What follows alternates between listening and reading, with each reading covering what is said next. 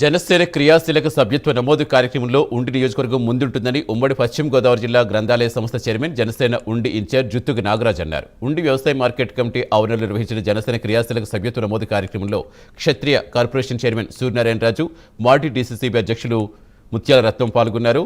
అలాగే క్రియాశీలక సభ్యత్వ నమోదుతో 5 లక్షల ప్రమాద బీమా వర్తిస్తుందన్నారు. ఇటీవలే కార్యకర్తలకు నేరుగా ఈ మొత్తం అందించడం కూడా జరిగిందని గుర్తు చేశారు. ప్రతి జన సైనికుడు సభ్యత్వం ఉపయోగాలను ప్రజల్లోకి తీసుకెళ్లాల్సిన ఆవశ్యకత ఉందని తెలిపారు.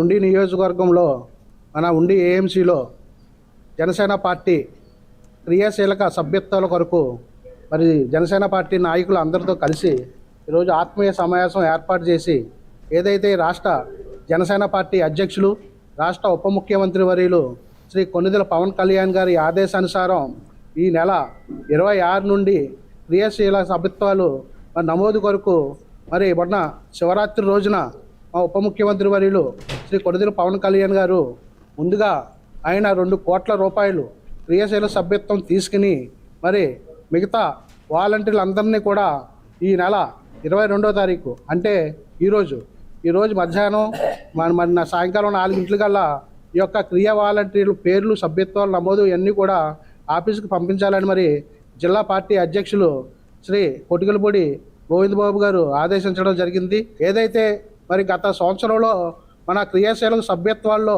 మన ఉండి నియోజకవర్గం మరి రాష్ట్రంలోనే మనం పోటీ పడడం జరిగింది.